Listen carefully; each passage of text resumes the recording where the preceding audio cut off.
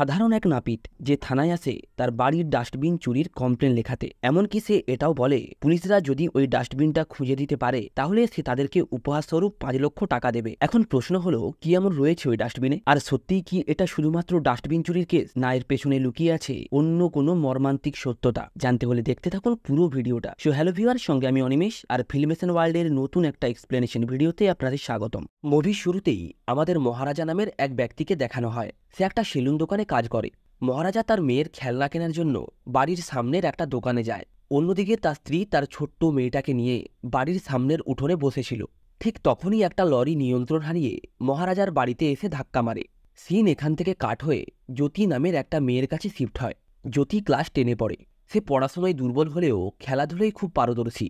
ঠিক এই কারণেই তার স্কুলের পিটি টিচার ছাড়া অন্য কোনো টিচার তার উপরে গুরুত্ব দিত না। আর এই জ্যোতিই হলো মহারাজার সেই ছোট্ট মেয়ে, যে এখন বড় হয়ে গেছে। আর সেই দুর্ঘটনায় জ্যোতির মা মারা গেলেও জ্যোতি কিন্তু মারা যায়নি। জ্যোতির বাড়িতে এখন 3 জন মেম্বার, সে, তার বাবা এবং লক্ষ্মী। তবে এই লক্ষ্মী কোনো মানুষ নয়, এটা একটা ডাস্টবিন। আসলে ওই লরি যখন জ্যোতির বাড়িতে গিয়ে ধাক্কা মারে তখন ওই ডাস্টবিনের কারণেই জ্যোতি বেঁচে গিয়েছিল। যাই হোক, এরপর মহারাজাকে একদিন জ্যোতি স্কুল থেকে ডেকে পাঠানো হয়। স্কুলের ওনার জ্যোতিকে স্কুল থেকে টিসি দিয়ে দেয়। ওনার জানায় জ্যোতি স্কুলের চিফ গেস্ট অর্থাৎ জেলা কালেক্টরের ড্রিঙ্কসে মদ মিশিয়ে খাইয়েছে এবং তার ব্যাগ থেকে মদের বোতলও পাওয়া গেছে।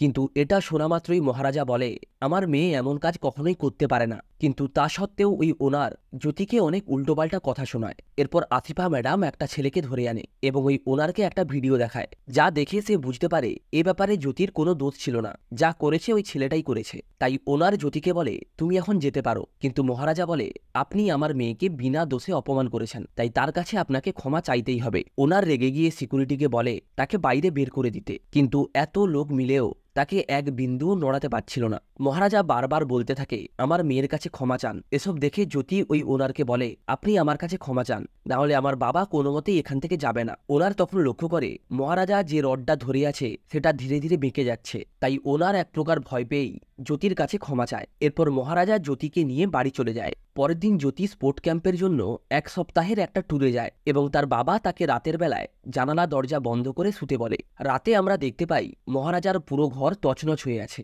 এবং সে আহত অবস্থায় মেঝেতে পড়ে আছে। সিন পরের দিন সকালে একটা গ্যারেজে শিফট হয়। সেখানে একজন ব্যক্তি আসে। আসলে এই ব্যক্তি ওই গ্যারেজে তার একটা কার সার্ভিসিং এর জন্য দিয়েছিল এবং ভুলবশত ওই গাড়ির ভেতরে তার একটা দামি চশমা রয়ে যায়। কিন্তু সার্ভিসিং এর পর সে আর ওই চশমাটা খুঁজে পায় না। তাই সে গ্যারেজে এসে ধনা নামের এক ব্যক্তিকে মারতে থাকে, কারণ সেই ওই গাড়িটাকে সার্ভিসিং করেছিল। ব্যক্তিটি যাওয়ার আগে ধনাকে বলে, কালকের মধ্যে যেন আমি আমার চশমাটা ফেরত পাই। এরপর রাতে যখন ওই ব্যক্তি বারে বসে ড্রিঙ্ক করছিল তখন সেখানে ধনা আসে এবং তার সামনেই তার চশমাটাকে ভেঙে দেয় এবং ওই ব্যক্তিসহ তার বন্ধুদের প্রচুর মারধর করে। পরের দিন সিন পুলিশ স্টেশনে শিফট হয়। সেখানে আমরা মহারাজাকেও দেখতে পাই। সে পুলিশ স্টেশনে এসেছে চুরির কমপ্লেন লেখাতে।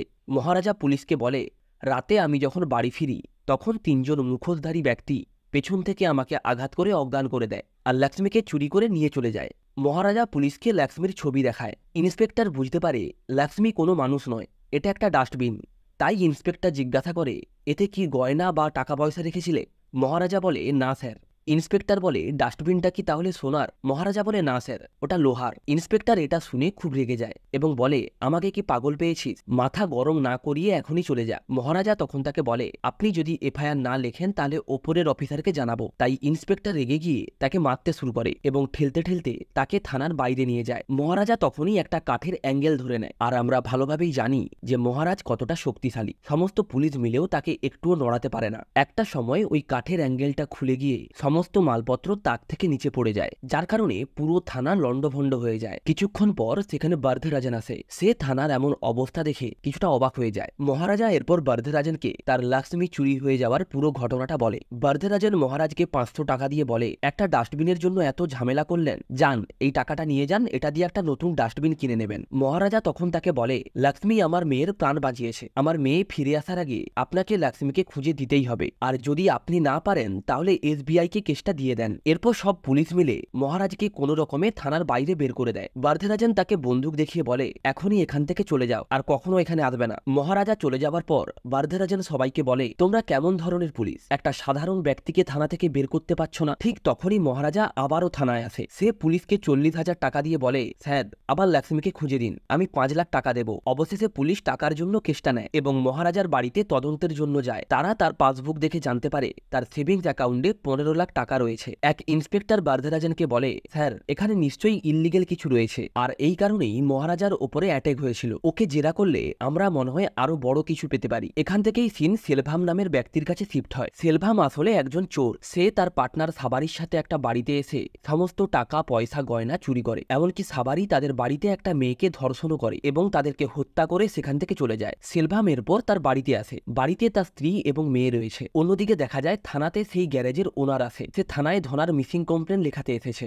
গ্যারেজের ওনারের কাছে ধনার ছবিটা দেখে মহারাজার মুখের এক্সপ্রেশন কিছুটা বদলে যায়। সিন এখান থেকে চুরির দিনে শিফট হয়। মহারাজার জ্ঞান ফিরলে সে সেখানে একটা বিল দেখে। পরের দিন সে খোঁজ নিয়ে একটা বারে যায় এবং সেই কার ওনারকে জিজ্ঞাসা করলে জানতে পারে তার কার আগের দিন সার্ভিসিং এ ছিল। এর কিছুক্ষণ পর ধনা সেখানে এসে ওই কার ওনারকে পেটায়। মহারাজ তখন জানতে পারে ধনাই আগের দিন ওই গাড়িটি সার্ভিসিং করছিল। মহারাজ এরপর ধনার পিছু নিতে থাকে। এটা ধনা বুঝতে পেরে মহারাজকে সে তার ডেরায় নিয়ে যায় এবং তার লোকজন দিয়ে তাকে আটকে ফেলে। ধনা বলে, তোকে দয়া করে সেই দিন না মেরে ছেড়ে দিলাম, আর তুই আমার পিছু নিচ্ছিস। মহারাজা সবাইকে সাবধান করে বলে, তোমাদের নিশ্চয়ই স্ত্রী এবং সন্তান আছে, তাই তোমরা এখান থেকে চলে যাও। কিন্তু কেউ তার কথার কোনো গুরুত্ব দেয় না। এরপর মহারাজা তার চুল কামানোর খুর দিয়ে এক এক করে সবাইকে মারতে শুরু করে। সে ধনাকে মেরে আহত করে জিজ্ঞাসা করে, তোর সাথে আরো দুজন ছিল, তারা কারা? কিন্তু ধনা তখন মহারাজের পায়ে রড গেঁথে বাইক নিয়ে পালানোর চেষ্টা করে, কিন্তু মহারাজা একটা ছুরি দিয়ে ধনার মাথা কেটে দেয়। সিন আবারও বর্তমানে ফিরে আসে। মহারাজা ওই গ্যারেজের ওনারকে বলে, চিন্তা করবেন না, ওকে আপনি ঠিক পেয়ে যাবেন। এরপর পুলিশ থানায় সেই কার ওনারকে নিয়ে আসে, কারণ ধনার সাথে তার ঝামেলা হয়েছিল। ওই ব্যক্তি বলে, স্যার ধনা আমাকে মারার পর 3 দিন হলো আমি নিচেই তাকাতে পারছি না, তবে একজন ধনার ব্যাপারে আমাকে জিজ্ঞাসা করেছিল, আমার তার নাম মনে নেই। অন্যদিকে দুজন পুলিশ ওয়ার্কশপে গিয়ে মহারাজার ডাস্টবিনের মতো সেম একটা ডাস্টবিন বানানোর অর্ডার দেয়। এরপর সিন সেলভামের কাছে যায়। সে তার স্ত্রী এবং মেয়েকে নিয়ে একটা জুয়েলারি শপে এসেছে। আসলে দুদিন পরেই তার মেয়ের জন্মদিন, তাই সেলভাম তার মেয়ের জন্য একটা দারুণ নেকলেস পছন্দ করেছে, কিন্তু ওই নেকলেসটার দাম অনেক বেশি হওয়ায় তার স্ত্রী সেটা নিতে মানা করে। তবে সেলভানের মেয়ের সেই নেকলেসটি খুব পছন্দ ছিল, তাই সেলভান সেটাই নেয়। এরপর চলে আসে সেলভামের মেয়ের জন্মদিন। সেলভাম সমস্ত জিনিসপত্র কিনে একটা সেলুনে ঢোকে দাড়ি কাটার জন্য। তখনই আমরা দোকানে ইয়াং মহারাজাকে দেখতে পাই। অর্থাৎ মহারাজা এবং সেলভামের গল্পের টাইমলাইন দুটো ভিন্ন সময়ের। মহারাজা ট্রিমার দিয়ে সেলভামের দাড়ি ট্রিম করার সময় তার ট্রিমারের ব্যাটারি শেষ হয়ে যায়, তাই মহারাজা পাশের দোকানে ব্যাটারি কিনতে যায়। তখনই সাবারি সেলভানকে ফোন করে বলে, আমরা যে শেষ চুরিটা করেছি সেটা খবরের কাগজে বেরিয়েছে, পুলিশ মনে হয় কোনো ক্লু পেয়ে গেছে। সেলভান বলে, এসব ওরা এমনিই লেখে যাতে আমরা প্যানিক হয়ে ভুল করে বসি, এসব নিয়ে চিন্তা করার কোনো দরকার নেই। সেলভান ফোন কেটে পেছনে ঘুরে দেখে মহারাজ দাঁড়িয়ে আছে, কিন্তু সেলভান বুঝতে পারে না যে মহারাজ কিছু শুনেছে কিনা, তাই সে দাঁড়ি কেটে বাড়ি চলে আসে। সেলভান সাবারিকে বলে, সেলুনওয়ালা আমাদের সমস্ত কথা শুনে নিয়েছে। সাবারি বলে, কিছুদিন ওকে ফলো কর, সুযোগ বুঝে শেষ করে দেব। তখন সেলভামের স্ত্রী জানায় সে চেনটা খুঁজে পাচ্ছে না। তারা ঘরে সমস্ত জায়গায় খোঁজার পরেও ওই চেনটা আর খুঁজে পায় না। অন্যদিকে আমরা চেনটা মহারাজার হাতে দেখি, অর্থাৎ সেলভাম সেলুনেই ওই চেনটা ফেলে এসেছিল। মহারাজা চেনটা ফেরত দেওয়ার জন্য সেলভামের বাড়িতে আসে। ঠিক সেই সময় পুলিশও সেখানে চলে আসে। মহারাজার পেছনে পুলিশ দেখে সেলভাম ভাবে সেই হয়তো পুলিশের কাছে তাদেরকে ধরিয়ে দিয়েছে। পুলিশ সেলভামের স্ত্রীকে বলে, তোমার স্বামী অনেক মেয়ের গলার হার চুরি করেছে এবং অনেক নিরীহ মেয়েকে ধর্ষণ করে মেরেও ফেলেছে, কিন্তু তার স্ত্রী এসবের কিছুই বিশ্বাস করে না। সে মনে করে পুলিশ তার স্বামীর ওপরে মিথ্যা অপবাদ দিচ্ছে। ঠিক তখনই সাবারি পুলিশের থেকে পালানোর জন্য তাদের দিকে বন্দুক তাক করে।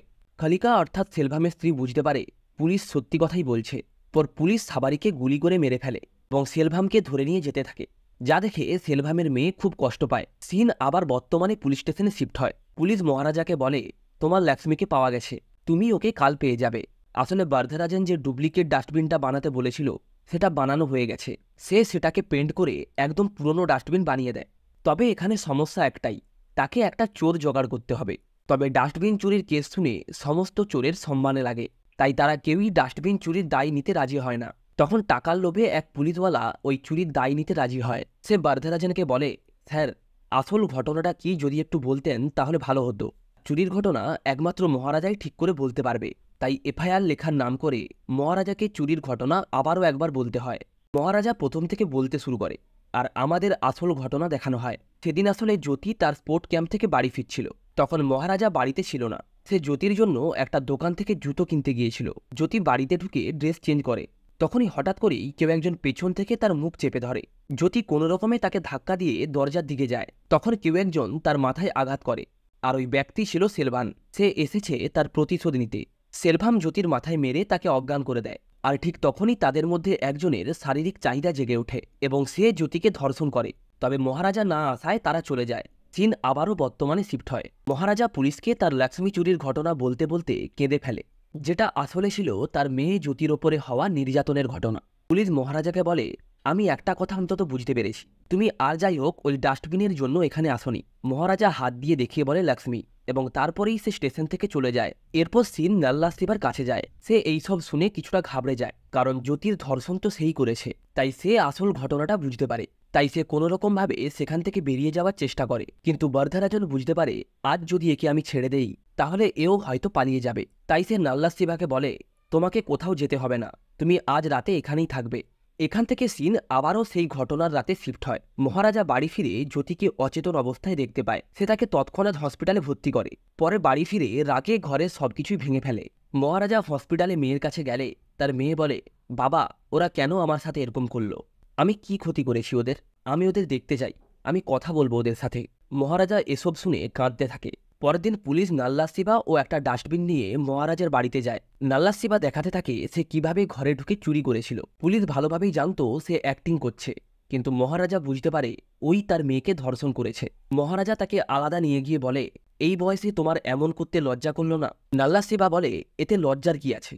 তবে তোর ভাগ্য ভালো যে তোর মেয়েকে আমি মেরে দেইনি। মহারাজা পুলিশকে বলে, স্যার, একে ছেড়ে দিন। বরধরাজন বলে, এত টাকা খরচা করলে তারপরে আবার একে ছেড়ে দেব? মহারাজা বলে, হ্যাঁ স্যার, ছেড়ে দিন। তখন বরধরাজন বলে, তোর মেয়ে রেপ করেছে, তাও তুই একে ছেড়ে দিবি? আসলে পুলিশ ইনভেস্টিগেশনে সমস্ত সত্যটা জেনে গিয়েছিল। বরধরাজন মহারাজের হাতে হাতিয়ার দিয়ে বলে, যা, ওকে মেরে ফেল। এই বলে তারা সেখান থেকে চলে যায়। এরপর মহারাজা তার খেলা শুরু করে। পুরো ঘর ছুটিয়ে ছুটিয়ে নাল্লা শিবাকে সে মারতে থাকে এবং একটা পর্যায়ে তাকে হত্যা করে। তারপর মহারাজা যায় সেলভানকে মারতে। সেলভামকে দেখে মহারাজা অবাক হয়ে যায়। সেলভাম তাকে মারতে মারতে বলে, মনে পড়ে তোর জন্য আমাকে জেল খাটতে হয়েছে, এমনকি তোর জন্যই আমাকে আমার স্ত্রী ও মেয়েকে হারাতে হয়েছে। এরপর মহারাজাও রাগের চোটে সেলভামকে মারতে শুরু করে। সেলভাম বলে, তুই আমাকে যতই মারিস না কেন, তোকে আমি যে কষ্টটা দিয়েছি সেটা তুই সারা জীবনেও ভুলতে পারবি না। এসব শুনেও মহারাজা চুপ করে থাকে। এরপর সেখানে আসিফা জ্যোতিকে নিয়ে আসে। জ্যোতি সেলভামকে বলে, আমার এমন অবস্থা করে তুমি বড় কিছু করে নিয়েছো এটা ভেবো না, আমি এটা থেকে ঠিক বেরিয়ে আসবো। এরপর জ্যোতি তাকে একটা সোনা ভর্তি থলি দিয়ে বলে, তুমি তো এটাই নিতে এসেছিলে তাই না? যাও, এটা নিয়ে যাও, আজ তোমাকে প্রাণের ভিক্ষা দিচ্ছি। এরপর জ্যোতি সেখান থেকে যেতে থাকে। সেলভাম তখন সোনার মধ্যে একটা লকেট দেখতে পায়, যেটা সে কিনেছিল তার মেয়েকে দেওয়ার জন্য। এখান থেকেই সিন সেই লরি দুর্ঘটনার দিন শিফট হয়। মহারাজা তার স্ত্রী এবং মেয়েকে নিয়ে সেলভামের স্ত্রীর কাছে গিয়েছিল ওই চেনটা ফেরত দিতে, কিন্তু সেলভামের স্ত্রী ওই চেনটা নিতে রাজি হয় না। তাই মহারাজ খেলনা কেনার জন্য পাশের একটা দোকানে যায়। ঠিক সেই মুহূর্তেই একটা লরি এসে ওই বাড়িতে ধাক্কা মারে। এতে মহারাজের স্ত্রী, সন্তান এবং সেলভামের স্ত্রী সবাই মারা যায়। শুধু বেঁচে যায় সেলভামের মেয়ে আম্মু। সেলভাম জ্যোতির দিকে তাকালে একটা চিহ্ন দেখতে পায়। সে বুঝতে পারে জ্যোতি তারই মেয়ে। সেলভাম আম্মু বলে ডাকতে থাকে, কিন্তু মহারাজা তাড়াতাড়ি করে জ্যোতিকে নিচে নিয়ে চলে যায়। সেলভাম যেহেতু হাঁটতে পারছিল না, তাই সে কোনো মতে ঘষতে ঘষতে বিল্ডিংয়ের ধারে আসে এবং জোরে আম্মু আম্মু বলে ডাকতে থাকে। কিন্তু মহারাজা জ্যোতিকে নিয়ে চলে যায়। সেলভামের তখন মনে পড়ে সে তার নিজের মেয়ের পেটেই লাথি মেরেছিল আর তার সামনেই তার মেয়ের ধর্ষণ হয়েছিল। তাই সে এই কষ্টটা সহ্য করতে না পেরে ওই বিল্ডিং থেকে ঝাঁপ দিয়ে আত্মহত্যা করে। আর এর সাথেই এই অসাধারণ মুভিটা এখানেই শেষ হয়। বন্ধুরা, ভিডিওটা ভালো লেগে থাকলে অবশ্যই একটা লাইক করবেন আর সাবস্ক্রাইব করবেন ফিল্মেশন ওয়ার্ল্ড।